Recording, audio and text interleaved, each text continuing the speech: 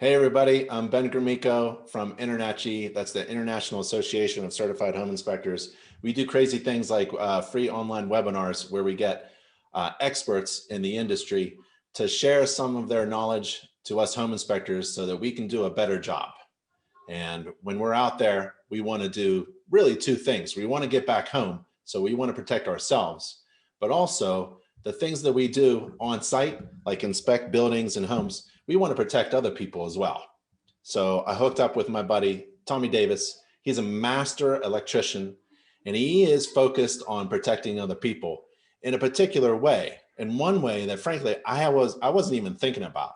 There are some electrical components out there. They're just sitting out there on the outside of a house and building that are not really safe. And so Tommy's going to share some pictures and some of the things that we should know that he knows. And maybe we can do our jobs a little bit better. So Tommy, thank you for being here. Thank you, Ben, for inviting me.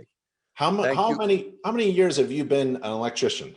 44 years in the industry. I've Jeez, got a that's master's in DC, Maryland, and Virginia. I was in the union for 19 years where I taught 13 years theory, code, and safety, and was in business for myself for 15 years where I did mostly residential work. That's amazing. That's amazing. That's almost as long as I've been alive. Tommy, I don't know how we hooked up. We hooked up online or something, and I invited you to just come by. You're not a professional college teacher or anything like that. You're out there in the field, you're an electrician, and you see a hazard, and you want to talk to us about potential hazards of knife blade disconnect switches, which are commonly used for places like solar panels, swimming pools, jacuzzis, heat pumps, furnaces, and water heaters. And you're saying that there's an inherent danger, a hazard to them that maybe home inspectors should be paying attention to. Is that right? Exactly. I'm hoping that home inspectors will take a look at these boxes through the eyes of a child. That's awesome. So before you start talking about your first picture there that I see, I want to remind all the attendees that if you have a question for Tommy or me, there's two ways to do it. On the bottom of your like webinar kind of Zoom panel there, there's a thing called Q&A or a chat. So if you wanted to say hey to Tommy or ask him a question, I'll be paying attention to the questions as he talks and shares what he knows about knife blade disconnect switches. So Tommy, why don't you go ahead and tell us what you want to talk about in relation to the pictures that you want to share. Okay, ladies and gentlemen, the knife blade disconnect switches have been around for a century. No one has ever revised the standard. Everyone looked at them as being safe, but I ended up seeing a potential lethal hazard here. Well, it started while doing roughly 300 solar inspections before I ever realized this potential issue. Right here, you have the conduit coming down from the roof from the solar panels. That's the DC voltage. I have a nervous tremor, so just bear with me. You got it. This is the inverter that switches the DC to AC. Then we have this conduit that comes all the way over, turns into a knife blade disconnect switch. Most utility companies require an external disconnect switch, either to kill the DC voltage or one to kill the AC voltage.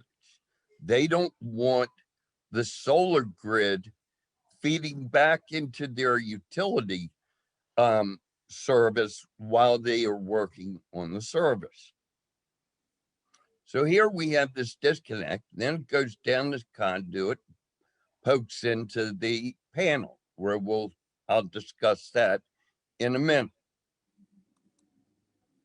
Here we have that switch wide open. These line side terminals are fully energized. Fully energized. And I will let you know why that is.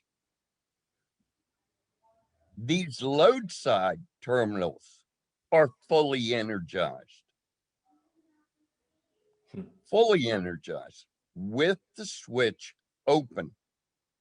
No one ever saw this double whammy.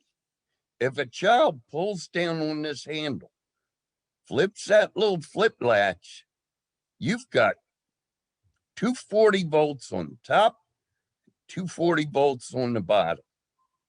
Why do I say that? Going back to last picture. This is the load side of that disconnect switch. That's the 110 coming off of the inverter, or not 110, the 240 coming off of that inverter is tied to the load side of that disconnect switch. Inside, we have another issue. Well, first off, many of these disconnects, this is another one outside, and I'm going to discuss this one as being the most hazardous. Many of them have warning labels attached to them. They have labels that say property of this solar company. Here we have one on the inside. Now, that line side of that disconnect switch outside ties into the load side here. The line side ties into the service utility wire before the main breaker. Again, you have both sides of that disconnect switch fully energized. Huh. Here we have another one. In order to tie, and you ladies and gentlemen need to be aware of this, in order to tie into a service, it can be accomplished two ways. A two-pole circuit breaker must be mounted at the opposite end from the main breaker. Now, don't say that's at the bottom, because you can mount the main breaker at the bottom and the breakers above. There's nothing that says you can't. It has to be at the opposite end from the main breaker. If there's no space in that panel for a two-pole breaker, or the PV system is larger than the ampacity of the panel, these solar companies, electricians, are feeder tapping the line side wires before the main breaker. Up here at the top of this panel, they're feeder tapping. That power is energized the day that feeder tap is, or that disconnect is fully energized, the day that that feeder tap is tapped. Right. You are required by code to have an overcurrent protection device within 10 feet of that tap. If there is no room to the left or right of the panel, the solar companies are mounting the disconnect switch below the electrical panel at toddler height. Toddler height. Now that line side is fully energized. That switch, the day it's installed, that switch might sit like that for a week, 2 weeks, or 2 months. I've seen this with my own eyes. Some companies are slow in calling for an inspection. Now you've got the switch in the off position, and all a child has to do is flip that little flip latch, and they're into some dangerous shit. Yep. So that covers that. So, but Tommy, on Now let's go back out hey, here. Tommy, Yeah, go ahead. on the outside, yeah. One more picture to the left on the outside. Isn't there normally right there something like a piece of plastic, like a plastic shield or something? Guard shield. Yeah. I'm going to cover that too. Oh, okay. Guard shields are not required by the UL standard. The interlock is not required by the UL standard.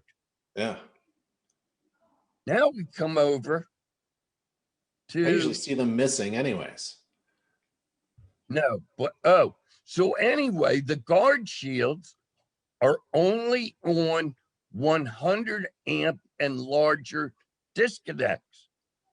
Any 60 or 30 amp disconnect, you will never find a guard shield over those side terminals. And the smaller the switch, the easier it is to pull down on the handle. So even if the switch is open, you're saying that's obviously there's a hazard. Yeah, line and load are both energized because this is coming off of the utility wires before the main breaker. That is powering that side of the disconnect. Yeah. This side is being powered off of the inverter. So both sides are energized. And if you touch that, that's not a finger wiggle. That's something fatal.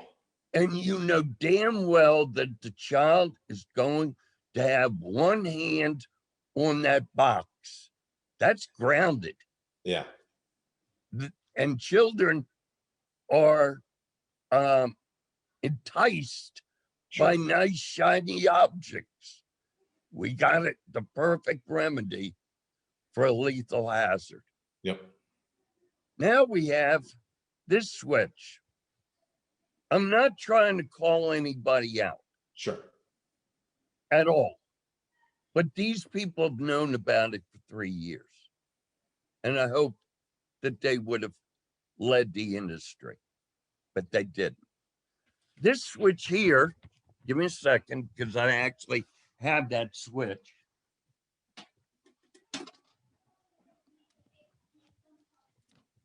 Let me see if I can do this. That switch is this switch here. Yep, we see it. I carried this switch through the halls of Annapolis. Look at the position of the handle in the on position. Look at the picture. No flip latch here. Nope.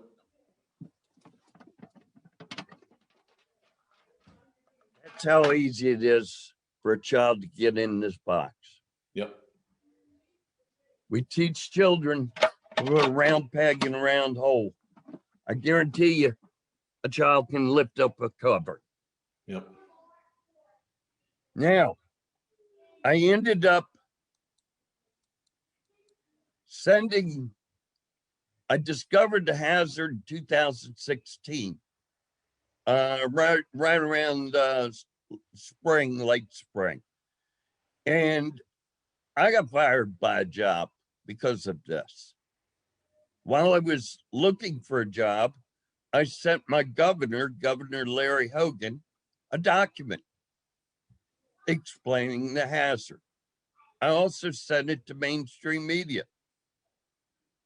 Governor Hogan's office recognized that there might be an issue here. Their office sent it down to every state agency. The state fire marshal had my document. Every county and city municipality had my document. And every one of them told me to get a code change. Everything is approved by code. Now, before I went down this road, I contacted Mike Holt.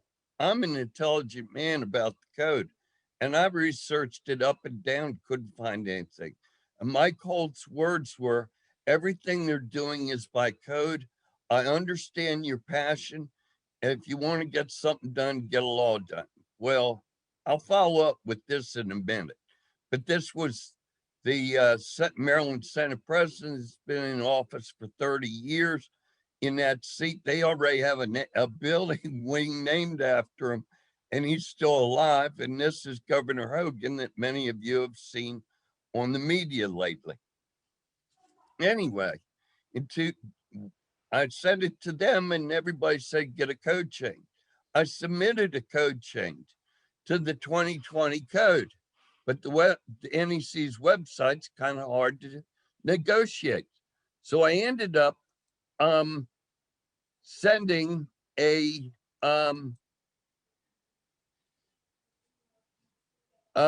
document out to everybody on the code writing committees, panels, and to even the solar industry. And the solar industry, I talked to a consultant who happens to be on code writing panel 4 of the NEC that deals with solar. A codes and standards guy and the CEO got my document with supporting pictures. I thought I submitted the code change to the 2020 code, but apparently I didn't do it correctly. But the solar industry took notice of it. And if you see this line right here that says this PI was developed by the PV Industry Forum. PI stands for public input. That is what's called submitting a code change. Yep. Up here, they state that these boxes are, I'm trying to see where it's at. These boxes are somewhere along the line. These boxes are easily accessible. It's right there. Easily open, exposing potentially life-threatening currents and voltages. Sure. They submitted the code change. They recognized it. Once the code change was adopted, it now requires an Article 690.13 and 690.15 that any of these boxes installed for solar must be locked or require a tool to open them. That could be a screw in a nut or a zip tie. So I was grateful the solar industry got it in and it was accepted. In 2018, I decided, trying to pull this up. There it is. This, in 2018, I got a bill sponsored 1486. It made its way through the House of Delegates in Annapolis unanimously, but died in the Senate.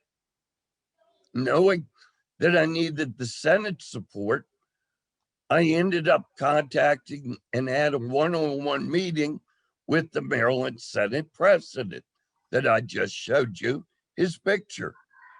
He supported me. I got this bill sponsored in 2019 by a different delegate. It made it way through the House. Every Republican and every Democrat voted for my bill, this bill. It made it through the Senate, long story, but it made its way through the Senate with an amendment that basically stripped out the pre-existing switch boxes and only requiring the company that leases installed solar photovoltaic systems to install a certain lockout tag containing a safety warning. That's all new installations as of July 1 of 2020, of 2019. It's all the way down at the bottom. I ain't gonna scroll through. Don't worry about that. Yeah. 3 months now, back to my picture again. Hold on. That bill was signed on April 30th, 2019.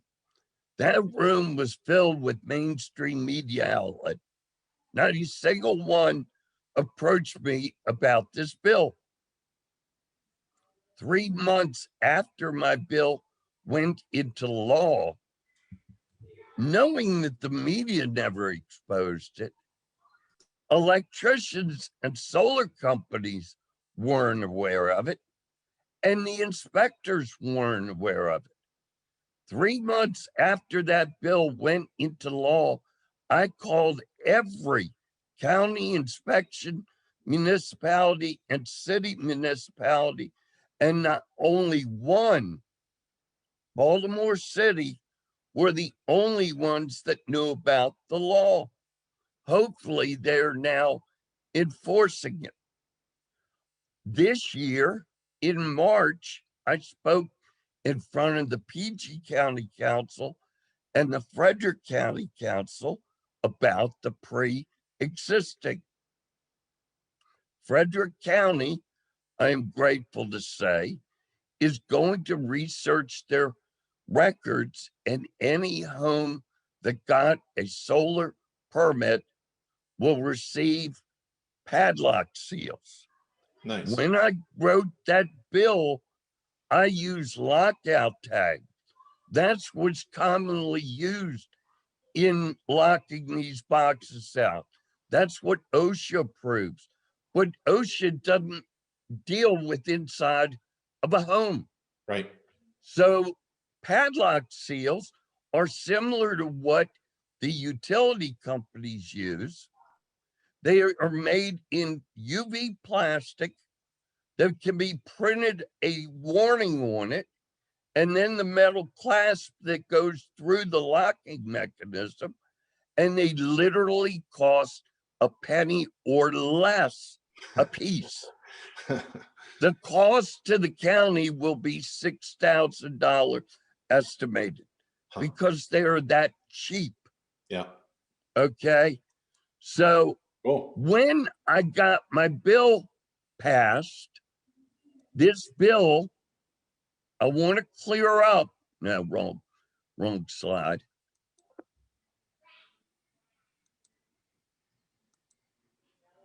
When I got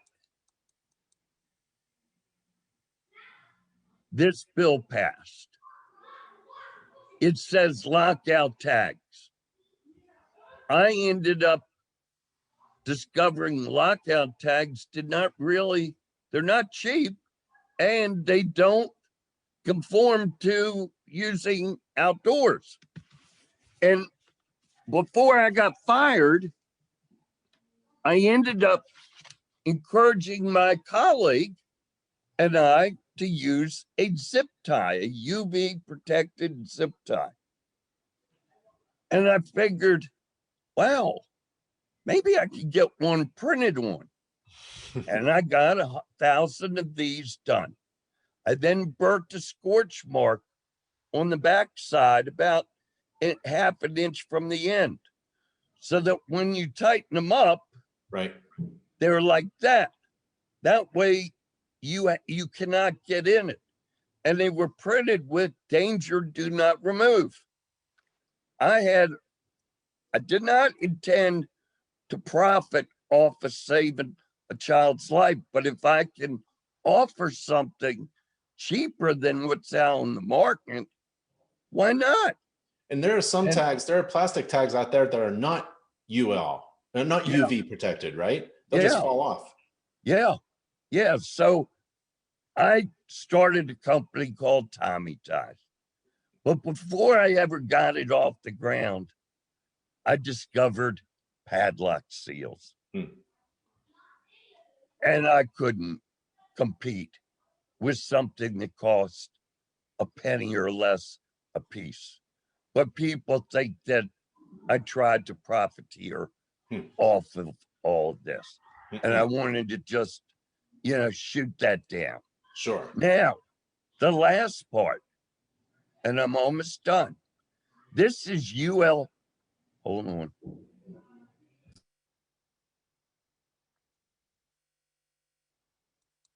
This is UL 98. This is the safety standard. 6.2.5A. Single or dot 5. A single door may be provided regardless of the width of the door. Next one. A door or cover intended to give access to fuses shall be hinged, sliding, or similarly attached as to prevent its removal. Switches marked as suitable for use in service equipment shall, I'm having a hard time reading it, shall be provided with a means of sealing. Right. That's the locking provision. And the last one, the enclosure shall be constructed so as all doors can be opened to a minimal of 90 degrees from the closed position. Right. That is the safety standard for knife blade switches. The interlock is not required by this standard. Right. The guard shields are not required by this standard. Those are things that the companies that manufacture them do. Now, when I called Mike Holt back after getting my bill passed unanimously, he congratulated me and said, "You have made the world a little safer." Yeah. Little did I know how true those words were.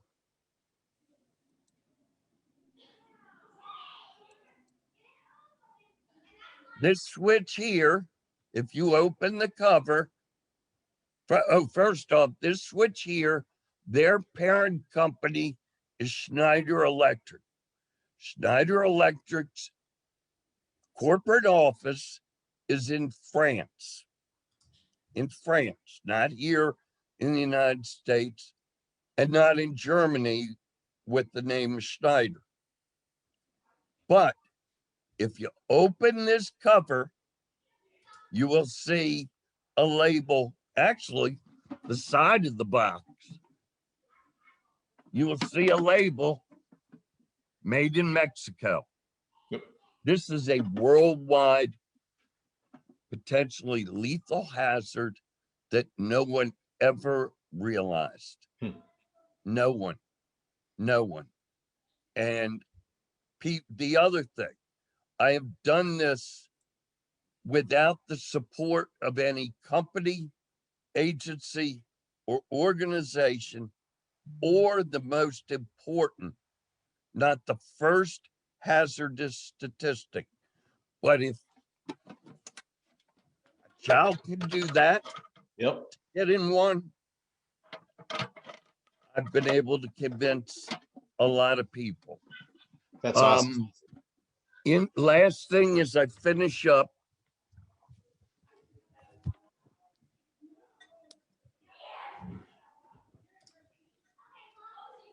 Mike Holt has been conducting a live stream that, let me close this out.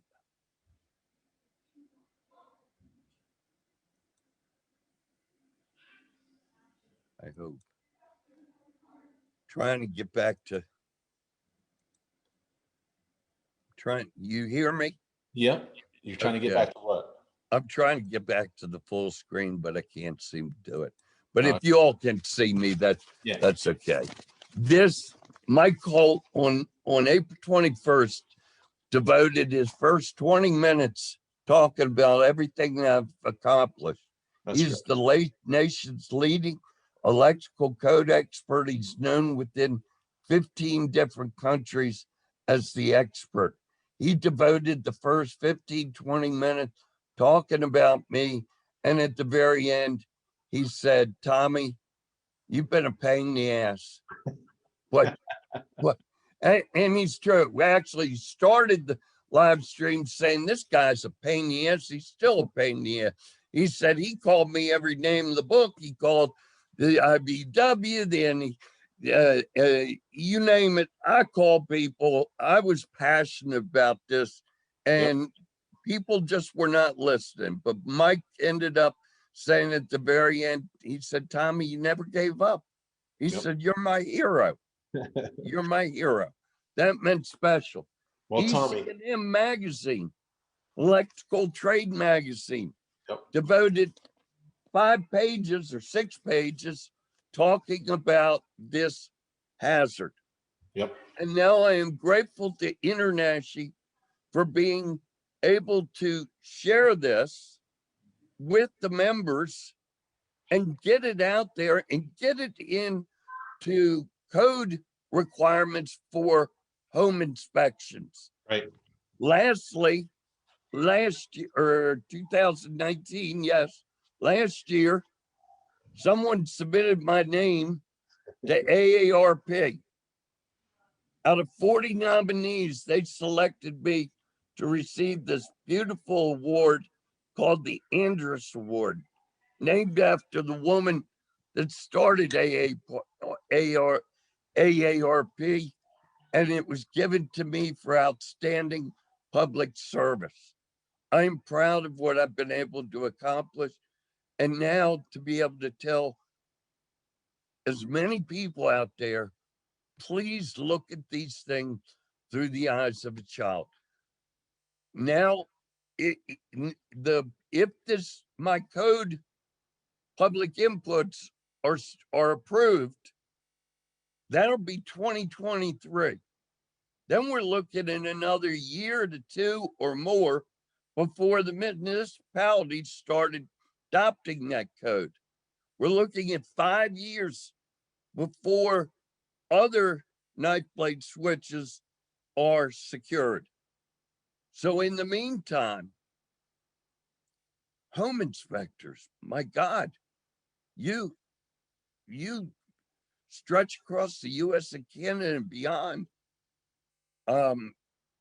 You can stop a child from getting hurt by carrying a pack of UV zip ties in your back pocket. If you see one of these for any use, put a zip tie through the locking mechanism. The last thing as I wrap up, these ones used for solar, ladies and gentlemen, only need to be accessed by a solar technician. And that is only if there's an issue with the solar system, Right. which is about as rare as having an issue with your meter cabinet. And that meter cabinet has a tag on it. These boxes for solar need to have a tag on it that nobody, not any electrician, no home inspector, no one needs to access these boxes after they have been properly installed and inspected. Agreed. Agreed. Tommy, what you got a website for those Tommy ties? I'd buy 100. I shut it down, Ben, because as I said, they were, I think I could get them as low as 10 cents a piece or maybe 8 cents. But when, there's 3 or 4 companies out there that make those padlock seals. I had no idea they were called padlock seals until I had already invested, and I went through over 100 of them because for me to do what I wanted to do, I couldn't get the scorch mark on the back of the zip tie manufactured. At that time. They would manufacture UV protected zip ties, but not with the burn mark. I sat down with my soldering iron and scorched a mark on over 100 or over 500 of those Tommy ties. So they were ready to go out, but well, Tommy, I've been slammed for being an entrepreneur. I watch Shark Tank. I love those people, so I own my own business. Many people can't say that either. But, you know, I stepped outside the box and, you know, and I'm grateful that if I had been doing just electrical inspections and not day in and day out doing solar inspections, I may never have caught this. Yep. It happened by chance. I was inspecting someone's solar system and they had one of those boxes mounted below the panel Right. in a finished basement. The gentleman was holding his 1 or 2 year old child in his arms, and his other 3 kids are playing with one of those boxing things, the long ones, you know, in the family room. And I ended up saying, everything passes inspection. The next phase of this will be the utility company will be notified and they will come out to swap out the meter. You don't need to be home for that process. Right. And then it hit me. Oh my God. I don't know what happened there. I took away your screen. Oh, okay. Yeah. And I said, I lost train of thought. You found that first Oh, disconnect so I said, you don't have to be home. Now, I had been on the job for maybe a month, and my colleague, who had no master's license, no certification to do any inspection, he told me that the outside switch boxes were secured by the utility company when they came out to swap out the meter. Well, that's not the case. I don't know if it's the electrician or the utility company that requires. But that first picture that I showed you was from a different county. That box was 4 inches or less from the meter box, and that box was not secure. But I was under the impression the outside boxes were secure. The utility companies recognize that there's a problem here. And then it dawned on me, oh my God, who's taking care of the inside ones? They can be in garages. They can be in any room. You can put a main service electrical panel in any room but a bathroom. You can even have it in the kitchen if it's far enough away from the water source. But who's securing them? You can have one in your child's bedroom and you send your child for a 10-minute timeout and they start playing with one of these and they're dead. Yep. They're dead. And no one will ever know that they turned the switch off because it's supplemental power. It's still tied to the utility grid. You will never see those lights blink. Well, Tommy, I really appreciate your time, man. I really appreciate taking the time to tell us something so that we can be better inspectors and help people stay safe, and especially the kids. I think everybody can see that you're passionate about what you're doing, and I wish you all the best. But let's do this again. Maybe you can talk about other electrical defects that us home inspectors should be aware of. How's that sound? It sounds wonderful, Ben. All right, Tommy. I really appreciate it, man. Thank you so much. I appreciate you, Ben. You got it. And all of InterNACHI for allowing me to speak today. You got it, buddy. I'll see you soon. And I'll see everybody real soon on the next webinar. And everybody stay safe and healthy. And we'll catch you next time. Thanks, Tommy. Thank you. Bye. Bye, everybody. Bye. Well, Ben.